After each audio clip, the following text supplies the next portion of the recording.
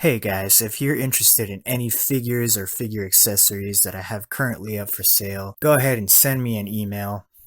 Just go to my channel page on YouTube and go to the About section, click on that, and you'll be able to get in touch with me.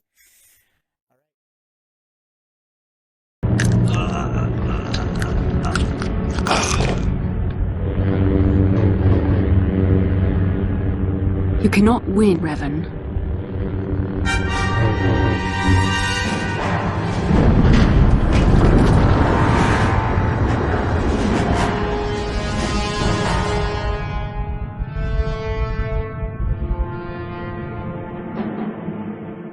How's it going, my fellow collectors? I am back again with another Hot Toys video review.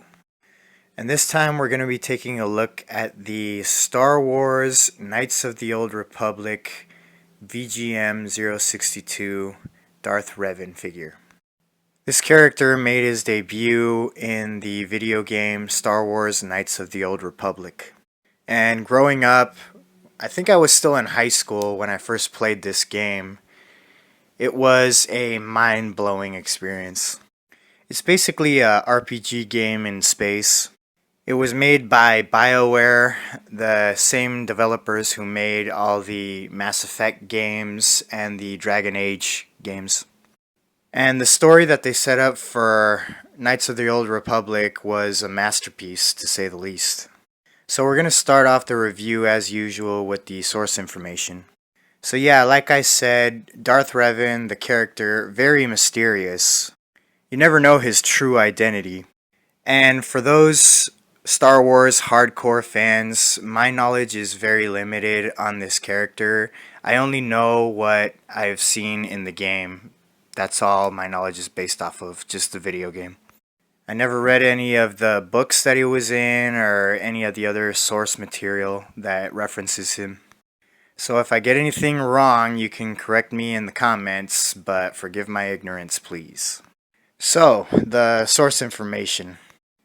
Darth Revan had a friend who later became known as Darth Malak. And after they turned to the dark side, Malak became Revan's apprentice. But when they first started, there were students at the Jedi Temple. They were studying to become full-fledged Jedi. And they made it to become Padawan learners, the both of them. And Revan was like a bottomless pit. He always wanted to know more and more knowledge of the galaxy and the way of the Force and all of that. That's why he spent so much time in the Jedi archives. And during that time, a war broke out. The Mandalorians began invading Republic territory. So it was a war between the Old Republic and the Mandalorians. And that was known as the Mandalorian Wars. And the Jedi Council decided not to intervene at that time. I guess they were waiting for an opportunity because they said that there was still too much that was unknown about this conflict, and that it's too dangerous at this moment for them to start an attack. So they decided it wasn't the right time to intervene. But Revan, being so eager, he thought that the Jedi Council were wrong, that they should intervene right away because there's lives being lost and they need to go help to try and save as many people as they could. So that's what he did. He went against the Jedi Council and joined the war. Not only that, but Malak, being his friend, he decided to join with him, and they also recruited a lot of other Jedi that were willing to fight at that moment. So they all allied themselves with the Old Republic to fight against the Mandalorians. So now that the Republic, with the aid of Revan and his allies, they slowly turned the tide of the war against the Mandalorians until finally they defeated them and the Mandalorians were in full retreat. They chased them to the outskirts of the galaxy. After that, no one knew what had happened to Revan and his fleet. They disappeared. until they came back. But when they did come back, Revan and Malak had turned to the dark side by then, and they had become Sith Lords. And right then is where they started to attack the Republic, and then another war broke out. And that's basically where Star Wars Knights of the Old Republic starts. It starts with a young Jedi named Bastila with a small group of Jedi board the ship of Revan secretly, and they took him down. They didn't kill him, but they did manage to capture him. While Revan was confronting Bastila and her small group of Jedi, Malak snuck away onto another ship and blasted Revan's ship, and that's what injured Revan. He ended up getting a small concussion, and because of that concussion, he developed amnesia. So he had no idea who he was. So he basically flip-flopped from being a Jedi to a Sith Lord to a Jedi back again. He flip-flopped so much, even more than Anakin. So Malak, having turned against his master, he assumed the role of the new Lord of the Sith and replaced Revan. So now the Jedi are fighting to try and stop Malak from taking over the galaxy. So yeah, that's pretty much my knowledge of this character. I'm told that he's super powerful, that he can do things that you've never seen before on any Star Wars movie. So because this game was among my all-time favorites growing up, I'm going to have to give the source information a 10 out of 10. Alright, so that does it for the source information. Now we're going to move on to packaging. Alright, so now we made it to the category of packaging. And I'm going to try to blow right through this category, guys. So in front and center you get an image of the figure, but it's done with Photoshop because you can see the glowing lightsabers here, which they don't look like that in real life. And then you get the Sideshow exclusive sticker on the top right hand corner of the box. So this figure did come with that stupid coin. Moving on down, you do get the Star Wars logo in a metallic glossy silver finish. And then you get the cigar band that wraps around the box in this neon pink color. It says Star Wars VGM62 Darth Revan Legends 1/6 scale collectible figure. And then you get the video game Masterpiece logo on the bottom left and the Hot Toys logo on the bottom right. And then another image of the Darth Revan figure. And when we turn it to one side, nothing much going on. You get your typical black and gray Star Wars themed colors. And the continuation of the cigar band that wraps around the box. It says the same thing that it said on the front. Underneath the cigar band, it does say Star Wars, and then the rest is the same thing that it says everywhere else. Same thing on the other side, except this time you get an image of the figure and the Disney logo on the bottom left. And then on the top, you get another Star Wars logo, and on the bottom, same thing. And then on the back, it says Hot Toys presents Video Game Masterpiece Series. You get the Video Game Masterpiece logo again. VGM62 Darth Revan Legends 1/6 scale collectible figure. Then you get the Hot Toys logo, and then you get the Disney sticker seal of approval, and all the retail stores that sell Hot Toys products, you get all their logos from there. Then below that, you get the warnings and choking hazards that nobody really reads. And on the very bottom, you get the barcode. And then once we remove the lid of the box, you get a slip cover underneath. And it again shows an image of the figure, and again it is photoshopped. You see sparks flying in the air, and you see the lightsabers that are glowing in a non-realistic way. And on the bottom it says the same thing that it always says on the rest of the box. Then once you remove the slip cover, you can see the blister that carries the figure and all of its accessories. And right there you see the Sideshow exclusive die-cast coin. That's just really stupid to me. It's a dumb gimmick that Hot Toys came up with to get collectors to collect all the coins, I guess. They're trying to start something new, I guess. But it just seems really dumb to me. Anyway, I tried to get the one without the coin, the standard edition. but I guess I accidentally picked the exclusive edition by accident. But it's okay in the end because they're both the same price. So I don't see the point in, what the heck between the two. But anyway, getting back to the packaging, yeah, it's nice, but it's nothing we haven't seen before. It's in theme with the rest of their Hot Toys figures, so I'm gonna give it a 6 out of 10, which is the same score that I've been giving these boxes. Alright, so that does it for the packaging. Now we're gonna move on to the next category. Okay, so now we've made it to the category of likeness. And there's not really much you can say because Darth Revan is always wearing his helmet. And helmets aren't as hard to sculpt as real people and their faces. But as for the design of the helmet, it's pretty good. I've heard some collectors complain that they don't like the glossy red color that they've given it because it kind of looks like Iron Man's armor. But so what if it does, It's still good. You got the weathering on there, the gray, the scratches on the paint, and the visor. Real nice, all of that. The helmet and basically all of his outfit was created by a machine factory that's known as the Starforge. I'll explain more about that once I get into the category of outfit. But yeah, the helmet is really reminiscent of a Mandalorian helmet. But as for the accuracy of what he looks like compared to the game, I'd say they nailed it. I'd say that it's 95 to 100% accurate. Very high up there. So because of that, I'm going to give it a 10 out of 10.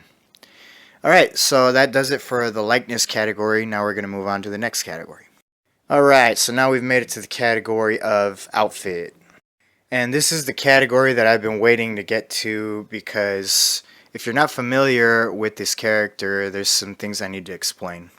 So before we get started on the details, as I said before, when Revan was chasing the last remaining remnants of the Mandalorian forces to the outskirts of the galaxy, he kind of disappeared and nobody had known what had happened to him. What had happened was that he had found something on the outskirts of the galaxy. And that's something that is known as the Starforge. It's basically an old machine type factory that makes pretty much anything that you desire, ranging from buildings like military installations, to ships, to weapons, to clothing and armor. And that factory was built by an ancient race, very, very old, thousands upon thousands of years, and they were known as the Builders. That's pretty much the extent of my knowledge on that old alien race. But anyway, that Starforge was left behind by them, and Darth Revan was the one who found it. And he basically started using it to his own ends when he decided to take over the galaxy for himself and turn to the dark side. And that's when he decided to take on the Old Republic, because with that Starforge, he basically built himself his own army. And with the Starforge, he also created his own armor, which is what you see here. And there's one more thing I forgot to mention, guys. This whole story takes place thousands and thousands of years way before Star Wars Episode 1, The Phantom Menace. And it's cool, you can tell that by looking at this outfit, you can tell it's ancient, it's pretty old. Because no one in the universe dresses like that in the era of the Skywalkers. So looking at the figure, we'll start as usual at the top and work our way all the way to the bottom. As you can see, he is wearing this cloak with a hood. Now, it's the same hood that we've been getting with basically all the Star Wars figures who are Jedi or Sith. The hood does have a wire in it, and I have heard complaints that you can't get the hood to sit right on the helmet. But I think, personally, it looks good. You guys be the judge. Does it look good or not? I think it does. So yeah, there is a wire in the hood. The outfit is mostly a black color. And the armor, as you could see here, he does have a pair of gauntlets on both arms. And they're painted in this bronze color. And these armor pieces run pretty much throughout all of his body. He's got him there, and if I lift up his cloak, you can see another bronze shoulder pad. And those are on there with Velcro, so you can remove them if you want. It's for the purposes of maximizing his articulation. And then he's got his breastplate right here, which is also painted in a bronze color. And it's really nice. It's got these rings that run along the shoulders with some straps. Those straps are plastic. They're not actual pleather or leather. Yeah, they're plastic. They're not made of a real material. Same thing on the other side. And it does have weathering all throughout the bronze. You can see scratch marks because he is in a war, so he has to have the marks to show it. And the belt, same thing, bronze material. Well, not real bronze, obviously. It's all made of plastic, all these armor pieces. And then you got the ring there with some straps running through it, also plastic straps, and the sash running through the same ring on the bottom. And he's got these rings running along all the bottom of his belt, even on his back. And I'm pretty sure they are made of real metal. And the loops that the rings run through, I think those are pleather material. So I would be cautious with that. It may start to peel in the future. And continuing on down, as I said before, you get this black sash that runs through the ring in the middle of his belt, which is made of a cloth material. But you also get this other sash, a different color, a red one. I think they should have put wires through this red sash here, because as you can see, there's no wires at all. It would have been cool because you would have been able to get more dynamic poses out of it, like if it was blowing in the wind or whatever. But sadly they didn't, so this is what we get. And also you get this skirt piece here. Yeah, there's nothing much to say about it. It's a cloth material, very similar to Darth Maul's robe. It's like a scrunchy type material cloth.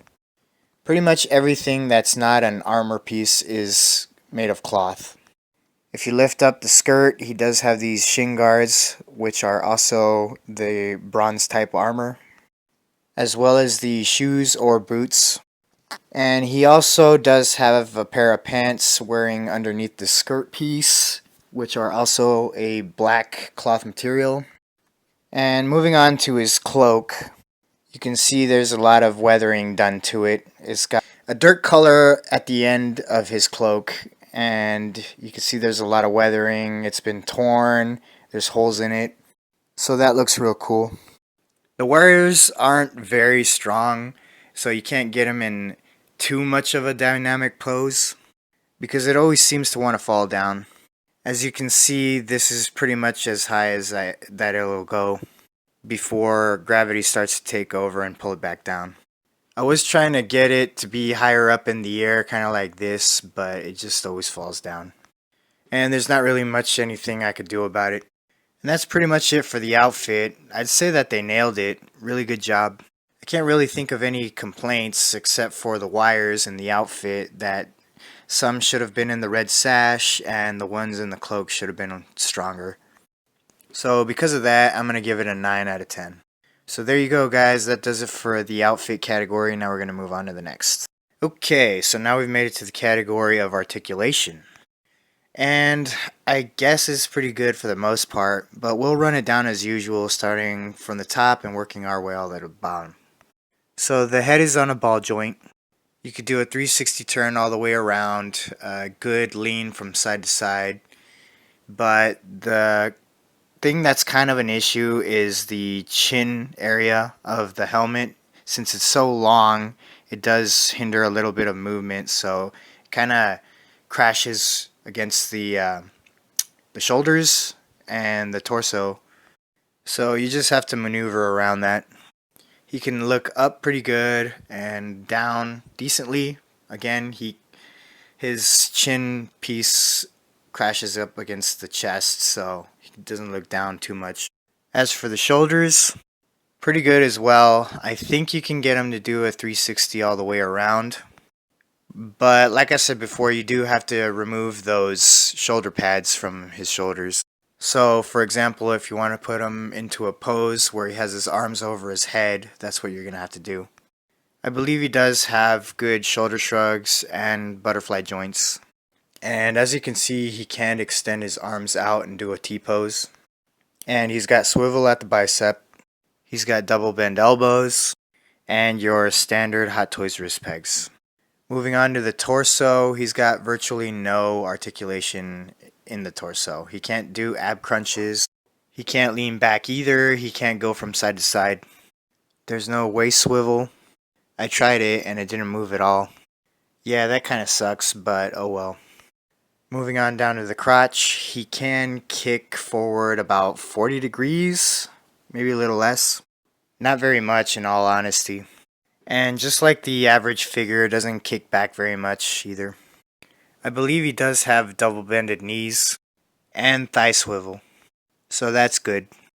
Moving on down to the feet and ankles, he's got very good articulation there.